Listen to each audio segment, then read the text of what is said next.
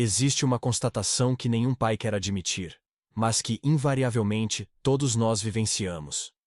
Aquele momento amargo em que percebemos que nossos filhos adultos não apenas se tornaram independentes, mas talvez já não nos vejam com os mesmos olhos. Quantas vezes você se entregou de corpo e alma, abdicou de sonhos, tempo e energia, apenas para perceber que seus filhos o consideram um mero figurante, alguém que está ali, quase como parte da decoração?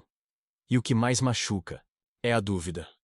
Quando perdemos aquela admiração, quando deixamos de ser aquela referência para nos tornarmos alguém tolerado por conveniência. Se essa dor lhe soa familiar, essa sensação de indiferença, saiba que a verdade, raramente dita, é que a questão não está no seu filho, mas sim em uma dinâmica silenciosa que se estabeleceu ao longo do tempo. Uma dinâmica que, sem querer, você mesmo incentivou. Há milênios, pais e mães se debatem com essa mesma aflição. E foi há mais de 2000 anos que um pensador chamado Confúcio elucidou a origem desse problema, propondo também sua solução. Já se perguntou por que alguns pais mantêm o respeito e a proximidade com seus filhos adultos, enquanto outros se tornam estranhos sob o mesmo teto? Por que alguns filhos buscam ativamente a opinião dos pais, enquanto outros evitam qualquer conversa mais profunda? A resposta não está na sorte, mas sim em algo que Confúcio chamava de o equilíbrio sutil.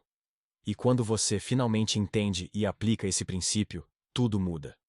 Para ilustrar como essa sabedoria se traduz na vida real, quero contar a história de Helena, uma mãe argentina como tantas outras, que se dedicou integralmente aos filhos, mas sentia que estava sendo deixada de lado.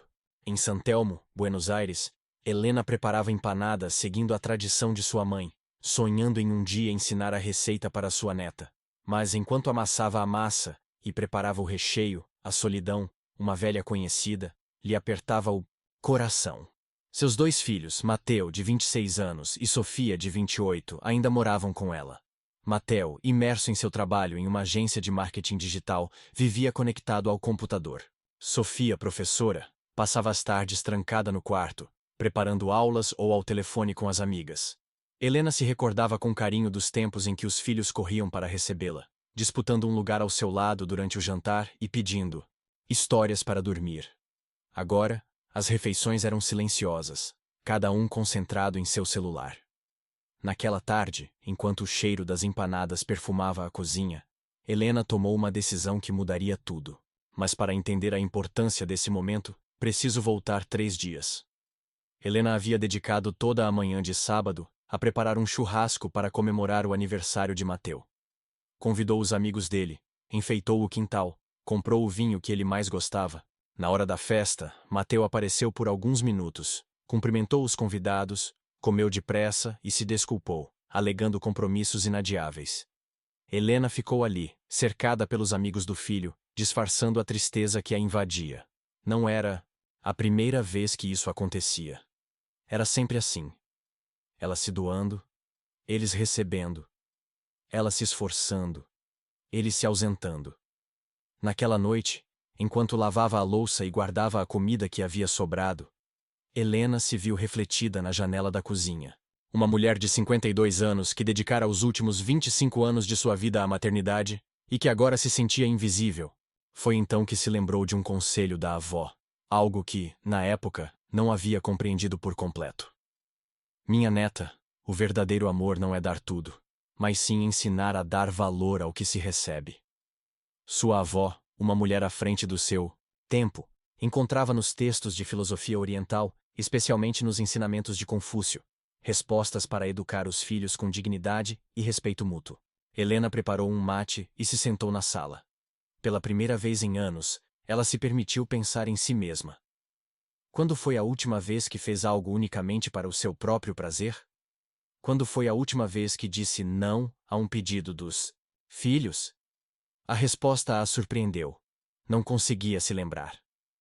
Durante anos, acreditou que ser uma boa mãe significava estar sempre à disposição, sempre pronta para resolver os problemas dos filhos, colocando as necessidades deles acima das suas. Tinha sido motorista, cozinheira, assessora financeira e conselheira emocional, sem limites, sem descanso e sem qualquer reconhecimento. Agora, finalmente entendia o que a avó sempre tentou lhe dizer. Confundira amor com superproteção, cuidado com controle, generosidade com excesso de permissividade. No domingo, Helena surpreendeu os filhos. Em vez de preparar o café da manhã, levantou-se cedo e saiu para caminhar no quarteirão, deixando um bilhete na cozinha. Fui caminhar. O café da manhã é por conta de vocês. Amo vocês. Ao retornar, 2 horas depois, encontrou Mateus e Sofia na cozinha, preparando torradas. Pela primeira vez em muito tempo, eles estavam conversando. Onde você estava, mãe? Perguntou Sofia, num tom diferente, não de quem reclama, mas de quem percebeu uma mudança. Fui caminhar. Precisava de um tempo para mim, respondeu Helena, enquanto se servia com água. Naquela semana, Helena começou a implementar pequenas mudanças, sutis e profundas, inspiradas nos princípios de Confúcio sobre as relações familiares e o respeito mútuo. Na terça-feira, quando Mateus pediu que ela lavasse sua camisa para uma reunião importante, Helena respondeu com carinho, mas com firmeza. Filho, a máquina está livre. Tenho certeza de que você consegue fazer isso.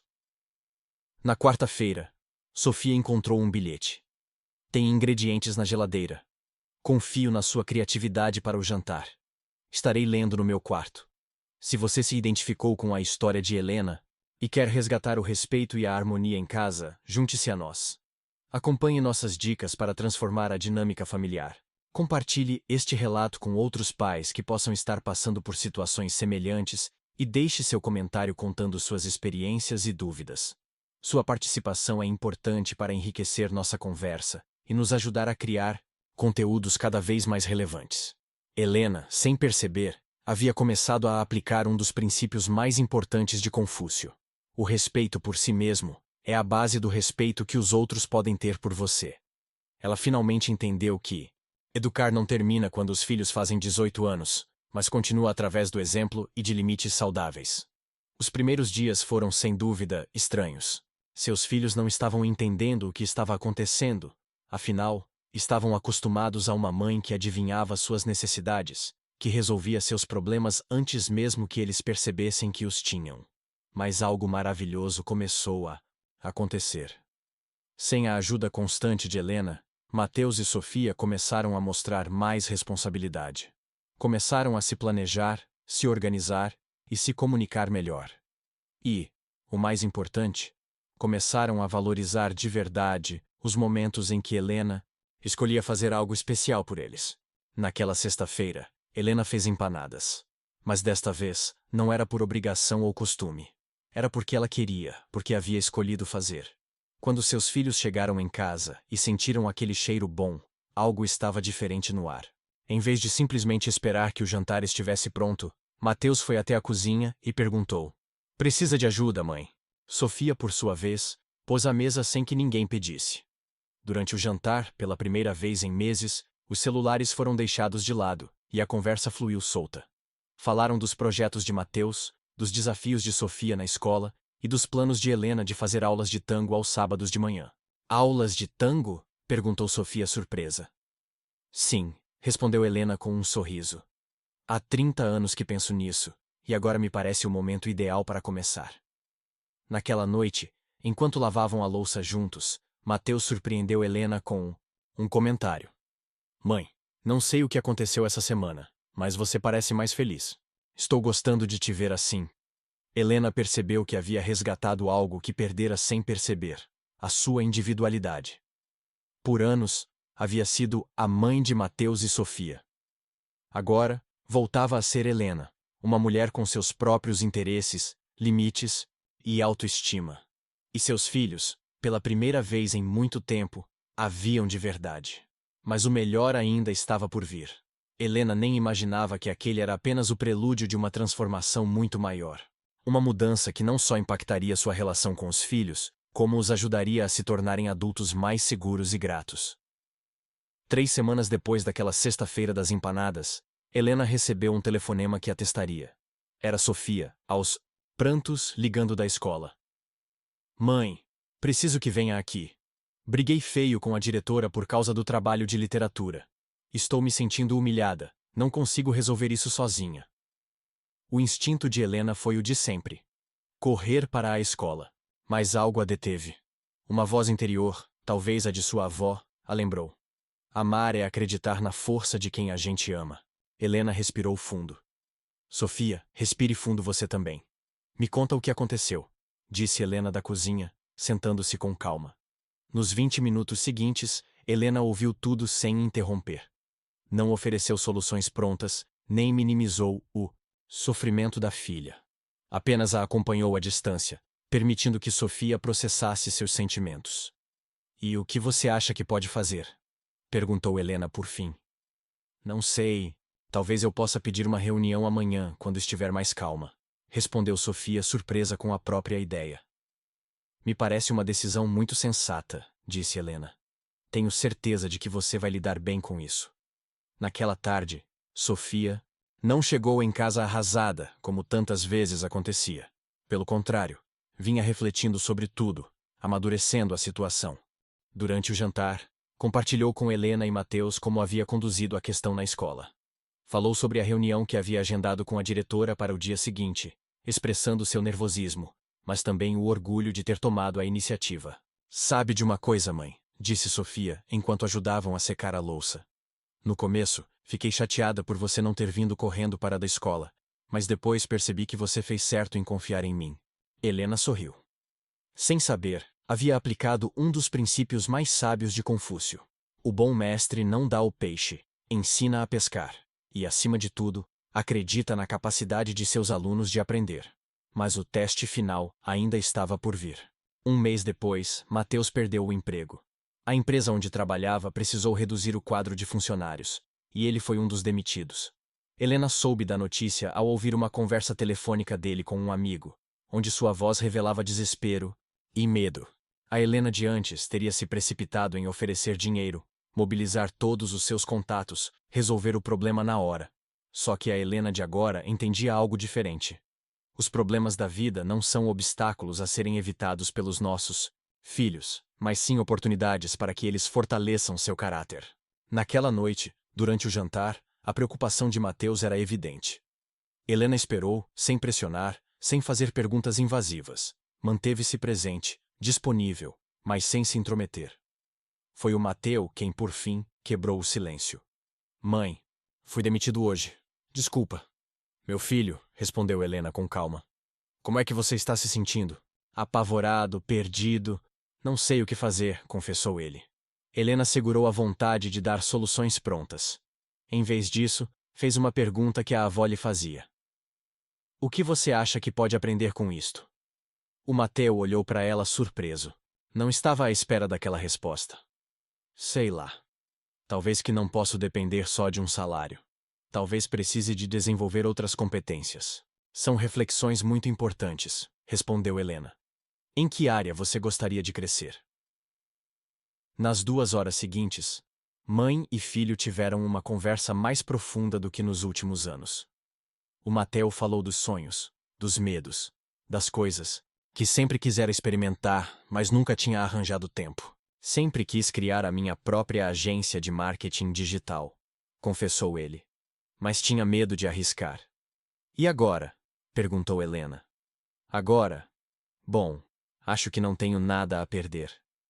Helena sorriu, um sorriso que dizia: Quer saber? Acho que isto pode ser a melhor coisa que lhe aconteceu em muito tempo.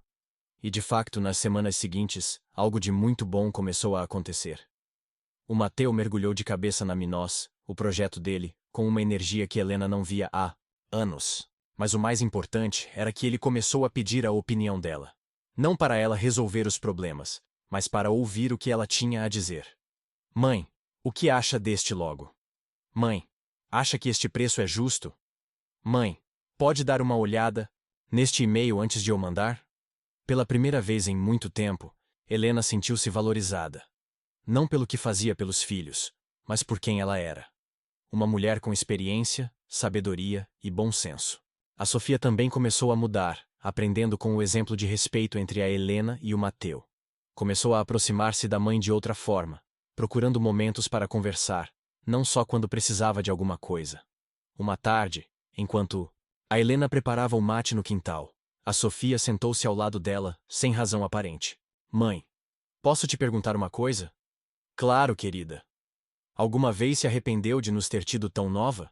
A pergunta apanhou a Helena de surpresa, mas ela percebeu que não era uma provocação, só curiosidade. Depois de pensar um pouco, respondeu: Nunca me arrependi de ter tido vocês, mas houve alturas em que me perdi a ser mãe, e acho que isso não foi bom nem para vocês, nem para mim. A Sofia então perguntou: É por isso que começou a ter aulas de tango? Helena confirmou: Em parte sim.